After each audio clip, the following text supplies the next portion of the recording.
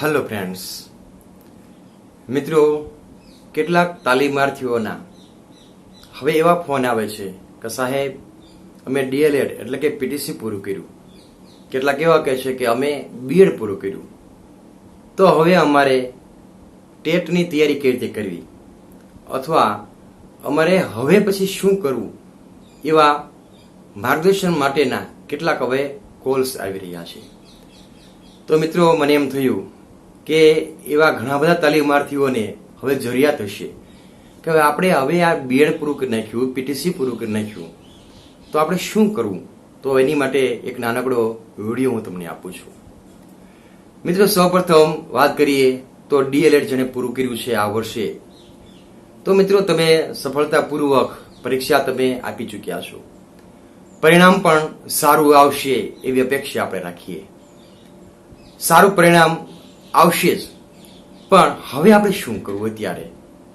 તો મિત્રો, હું દર વખતે તમને હું કહેતો હોઉં છું કે જે લોકો ડીએલએડ પૂરું કરે એની પાસે ઘણા બધા રસ્તાઓ હોય છે। એક રસ્તો એવો હોય છે કે કોઈ પ્રાઇવેટ જોબની અંદર કોઈ જોડાતું હોય છે, કોઈ એવા વિદ્યાર્થીઓ હોય છે કે પ્રાઇવેટ જોબની જરૂર ન હોય પણ એનો ટાર્ગેટ શું હોય કે ટેટ 1 કેમ પાસ કરવી, એક એ ટાર્ગેટ હોય। બીજો ટાર્ગેટ એ હોય કે આપણું મેરિટ કઈ રીતે વધે।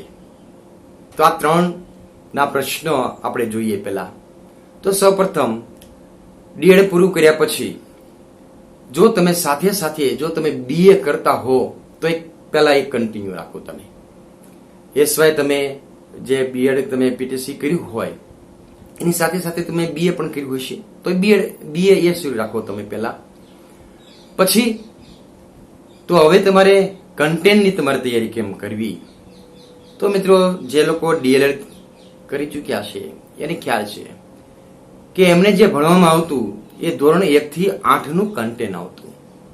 ટેટની અંદર પણ આપણે 1 થી 8 ધોરણનું કન્ટેન્ટ પૂછાય છે, પ્લસ મેથોડોલોજી પૂછાય છે, સાયકોલોજીના કેટલાક પ્રશ્નો પૂછાય છે।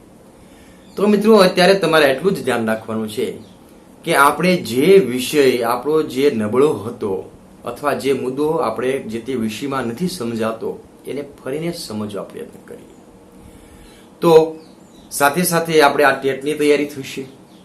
એટલે કે તમામ વિષયોની અંદર તમારે બરાબર જે છે માસ્ટરી તમારે મેળવવાની છે। તમારે રોજનું તમારે 2 કલાકનું એવું તમારે રીડિંગ કરવાનું કે જેથી કરીને તમારું કન્ટેન્ટ જે છે પાવરફુલ થાય। અંગ્રેજી હોય તો અંગ્રેજીનું ગ્રામર, એવી રીતે ભાષા, બીજી ભાષા, અન્ય ભાષાનું ગ્રામર, ગણિતની અંદર જોઈએ તો જુદા જુદા ચેપ્ટર્સ જે આવતા હોય તો એ બધા ચેપ્ટર આપણને આવડવા જોઈએ। સામાજિક વિજ્ઞાનની અંદર બધું તમે વાંચી જાઓ। મેથોડોલોજીની તમે પરીક્ષા તમે હમણાં આપી છે એટલે મેથોડોલોજી તો તમને બરાબર યાદ હશે। તો આ ટેટની પરીક્ષાની એક આ નાનકડી એવી તૈયારી આપણી સાથે રાખવાની છે। હવે જ્યારે આપણે આ તૈયારી કરશો ત્યારે આમની સાથે બીજી કોઈ પણ જયારે એક્ઝામ લેવાશે, સ્પર્ધાત્મક એક્ઝામ, તો એની અંદર પણ આ તૈયારી તમને ખૂબ જ કામ લાગશે। દાખલા તરીકે હમણાં જ મંત્રીની એક્ઝામ આવશે, મંત્રીના ફોર્મ્સ પણ ઘણા બધા એ ભરી દીધા છે, તલાટી કમ મંત્રીના।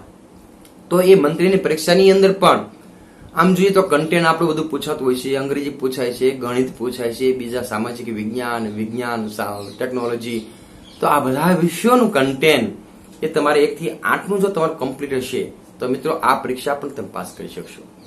સાથે સાથે આપણે જોઈએ છીએ તો બિન સચિવાલયની પરીક્ષા આવે છે, લોકરક્ષકની પરીક્ષા આવે છે, વનરક્ષકની પરીક્ષા આવે છે, બીજી અન્ય પણ ઘણી બધી પરીક્ષાઓ જે આવે છે એમની અંદર પણ કન્ટેન્ટ તમને આ ધોરણ 1 થી 8 નું ખૂબ જ કામ લાગશે। હવે જે લોકોને 1 થી 8 ધોરણનું કમ્પ્લીટ થઈ ગયું છે એને શું કરવું? તો એને આગળ જરાક વધવું, એને 10 ધોરણ સુધીનું કન્ટેન્ટ તમારે તૈયાર કરવું। તો આવી રીતે તમારે કન્ટેન્ટ તમારું પાવરફુલ પેલું કરવાનું છે। પછી તમે કોઈ પણ બુક્સ તમે લ્યો, તમે અત્યારે બજારની અંદર ઘણી બધી બુક્સ અવેલેબલ છે જે ટેટ 1, ટેટ 2 આ બધાને જે છે માહિતી આપતું એક પુસ્તક હોય છે।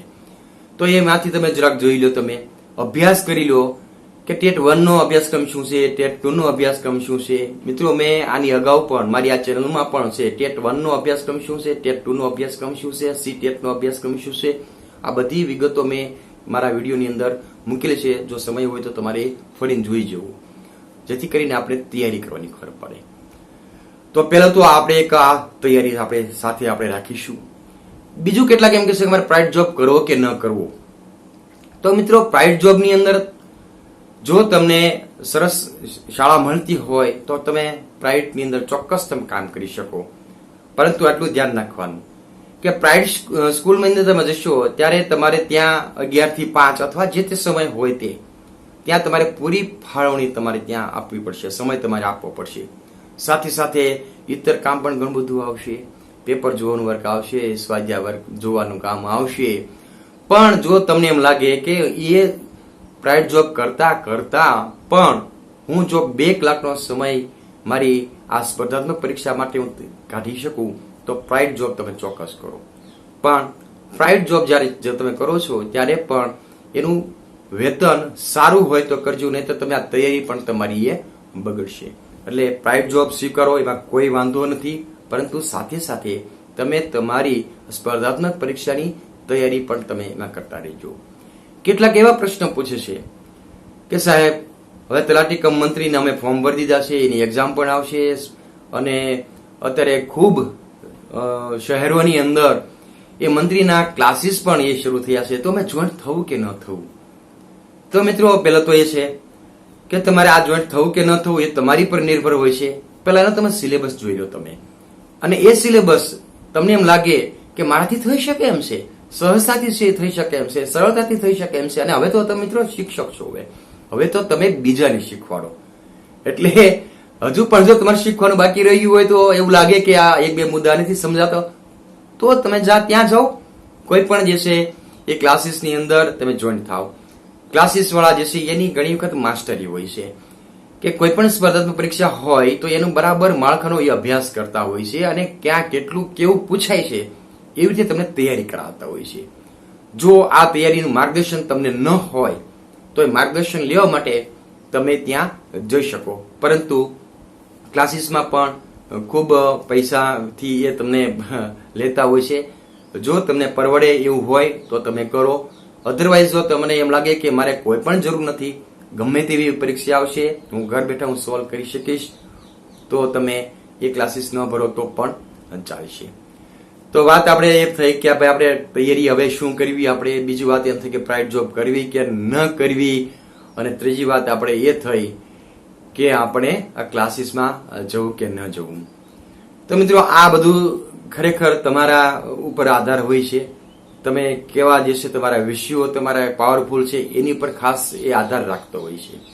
આ જ રીતે મિત્રો બીએડ કર્યા પછી પણ ઘણાને અસમંજ હોય છે કે હવે શું કરવું. તો મિત્રો જે લોકો બીએડ એને પૂરું કર્યું છે તો એ બીએડ પછી હવે એને આગળ શું કર્યું છે, બીએ જો ખાલી કર્યું હોય કે બીએસસી કર્યું હોય કે બીકોમ કર્યું હોય, એને હું એવું સલાહ આપીશ કે તેઓ પોતે માસ્ટર ડિગ્રી મેળવે. એટલે એક માસ્ટર ડિગ્રી તમે મેળવશો તો તમારા જે છે મેરિટની અંદર પણ વધારો થશે. એ જ રીતે મિત્રો જેમણે ડીએલ કર્યું છે એ બીએ પૂરું થયા પછી એ એમએ શરૂ કરે, જેથી કરીને તમારી માસ્ટર ડિગ્રીની અંદર વધારો થાય, ડિગ્રીની અંદર વધારો થાય અને સાથે સાથે મેરિટની અંદર પણ વધારો થાય. એટલે આ આપણે જો તમે એજ્યુકેશનની અંદર તમે જો સંકળાયેલા હો તો એજ્યુકેશનની અંદર આપણે આગળ એ વધી શકાય. કેટલા એમ કહેતા કે ભાઈ અમે એમએસસી કરીએ, અરે એમસીએ કરી શકાય, પણ તમે જો એક આ ડિગ્રીની સાથે સાથે જો માસ્ટર ડિગ્રી હોય તો શિક્ષક ભરતીની અંદર તમને ચોક્કસ તમને એ કામ લાગશે. તો મિત્રો આવી રીતે તમે તૈયારી કરતા રહેજો. બીએડ વાળા મેં કહું છું કે એ એમએ કરે, સાથે સાથે મેં જે રીતે મેં ડીએલએડ વાળાને મેં સલાહ આપી એવું હું તમને કહીશ કે સાથે સાથે તમે જે તે તમારી મેથડ હોય એ મેથડની તમે માસ્ટરી તમે જે છે તૈયારી તમે એની શરૂ કરો. હજુ પણ તમારું જો કન્ટેન્ટ તમારો જો કાચો હોય તો કન્ટેન્ટ તમે બરાબર કરી લો. તમે બીએડ વાળાને ખાસ હું કહું છું કે એક તમારે 9 થી 12 ધોરણ સુધીનું કમ્પ્લીટ તમારું એ કન્ટેન્ટ હોવું જોઈએ. તો એવી રીતે સરસ મજાનું તમે કન્ટેન્ટની તૈયારી તમે કરી નાખો તો જેથી કરીને આગળ જ્યારે ટેટ 2 ની પરીક્ષા આવશે તો એની અંદર તમને કન્ટેન્ટ એ કામ લાગશે.